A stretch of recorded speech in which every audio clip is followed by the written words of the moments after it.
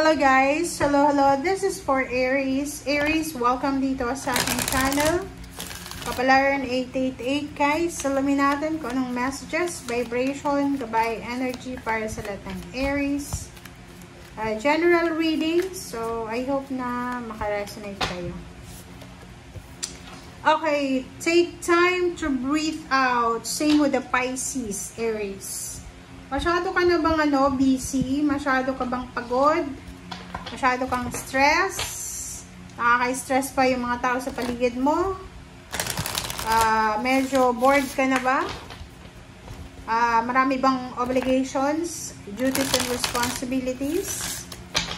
Sinasabi ng barahan mo na to, first card siya, na bigyan mo ang sarili mo ng time para makahinga, makapag-relax, makapagbakasyon, makahinga man lang, 'di ba? Pagpahingahin mo naman ang katawang lupa mo, ang puso mo, ang isip mo. Alright. Perseverance. Sinasabi ng baraha sa'yo dito, walang masama sa pagiging masipag. Okay? Walang masama sa pagiging hardworking.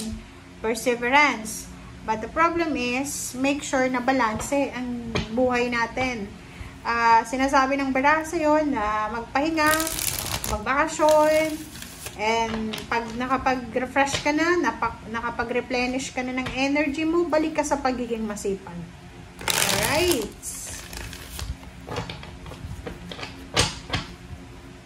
Okay, so tingnan natin. This is for Aries. First card natin, Aries, is 8 of Cups. The Star. Wow. Next is the Strength card. This is Fire Sign energy. This is Air Signs energy. Oh. Wow. Nasa lalim mo is 10 of Cups, 6 of Cups, and the Emperor. So, Aries, kung makikita mo dito, since yung sa ilalim mo dito is 10 of Cups, napaka-importante sa'yo yung masayang pamilya. Napaka-importante sa'yo. Yung parang baka isinilang ka or parang nasa pamilya ka na sanay kayo sa selebrasyon, sanay kayo sa kahit walang okasyon, masaya, 'di ba? May handaan, parang gano'n. So, nakikita ko sir dito, 'di ba? Kung makikita mo dito, Aries, ang ganda ng mga baraha mo. Kasi, sinasabi ng baraha sa'yo na maraming kumbaga, masasayang araw or panahon, memories sa buhay mo, ang posibleng babalikan mo. Okay? Or pwedeng bumalik ka. Sinasabi ng baraha sa'yo na yung mga panahon, siguro dati marami kang pera, pwedeng may negosyo ka, or pwedeng yung trabaho mo, mataas yung sweldo mo, mataas yung posisyon mo sa trabaho. So, may mga panahon siguro sa past na ganun ka. And now, siguro na medyo tama lang yung pera mo, ganyan-ganito. Gusto mong bumalik sa sitwasyon na ganun. Alright? So, tingnan natin. Let's clarify para to sa lahat ng Aries. Okay, wait lang.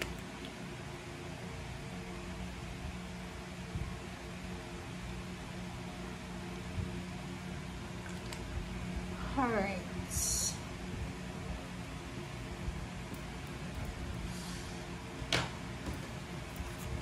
8 of Cups and the Star, Strength, 6 of Swords, Wheel of Fortune. Nakikita ko sir dito, Aries, na there's an Aries na possible na posibleng aalis ka. Maybe you need to travel, you need to relocate para hanapin yung pangarap mo sa buhay. Okay? Sinasabi ng baraha sa'yo dyan, okay, sinasabi sa'yo ng baraha, Aries, na kailangan mong mag-travel para mahanap yung pangarap mo. Kailangan mong umalis. 8 of Cups and 6 of Swords, Wheel of Fortune. 1, 2, 3. 3 cards ang nagsasabi na there's a relocation or you need to relocate. Kailangan mag-travel. Kailangan mong umalis para hanapin yung swerte mo. Para hanapin yung financial strength mo. Comment down below if you resonated. Tingnan natin. Okay, 7 of Cups. Sinasabi ng bara sa'yo, dalawa yung 7 of Cups natin. So, yun. Kailangan yung mag-travel. So, yung iba sa inyo dyan, kung halimbawa na hindi na kayo masaya sa kasalukuyan yung relationship, trabaho, negosyo, makakaisip kayo na kailangan yung parang mag-relocate, mag-move forward, or paano pa man. 10 of Wands. Nakikita ko sure dito na resonated to sa Aries na sobrang pagod na pagod na. Sa either may Aries ditong pagod na siya sa trabaho, sa negosyo, sa kanyang obligations, sa family. And parang feeling niya, yung parang walang silbi yung ginagawa niya kasi hindi, parang anong tawag dito? May mga taong ganun yung nagtatrabaho sila ng nagtatrabaho pero hindi nila nakukuha yung satisfaction. Parang ganun. Okay, 6 of Pentacles and 6 of Wands. So, sinasabi ng bara sa'yo dito na huwag kang masyadong maging negative kasi there's a negativity here Ito negative siya. Na parang sinasabi na may mga Aries, tingnan mo, nandito yung The Sun. May mga Aries dito na yun, sabi ko nga sa'yo, kung ikaw yan na feeling mo yung ginagawa mo ay hindi na worthy. Parang nagtatrabaho ka pero parang feeling mo wala ka namang trabaho. Gusto mong mag-ipon pero hindi ka nakakapag-ipon. So this one, sinasabi ng 6 of Pentacles dito na huwag kang mag-alala kasi yung financial balance, yung give and take energy ng blessing sa buhay mo ay posibleng maging balanse. Sinasabi ng bara sa'yo, especially kung yung feeling mo exhausted ka na sa 10 of Wands dito, yung halimbawa, kasi pwede kang makakuha ng stress-related na sakit because of sobrang pagod, sobrang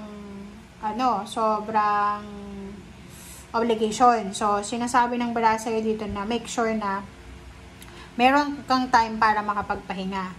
There's a 6 of Pentacles and 6 of Wands. Sinasabi ng barahan na huwag kang mag-alala kasi kahit magpahinga ka, hindi naman ibig sabihin na mawawala ka na sa balanse o mawawalan ka ng trabaho, diba?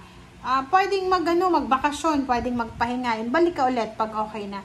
The devil dito, there's a tendency here na kahit pagod ka na, go ka lang ng go. Kasi nga, parang gusto mong ibigay sa pamilya mo yung kaligayahan. Kasi parang, di ko alam, ikaw ba temperance? Sinasabi siya ng bara sa'yo na parang kawawa ka pag ganun. Kasi kung ikaw ay Aries, tapos yung parang kahit alam ng kapamilya mo na hirap ka na sa trabaho, hirap ka na sa buhay, pero parang pinupush ka pa rin nila na, diba, mag-work hard na hindi nila alam, hindi ka na nakakatulog sa gabi sa sobrang sakit ng katawan mo.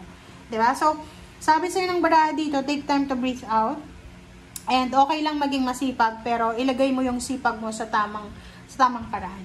Okay? Balanse. Thank you guys for watching. Bye!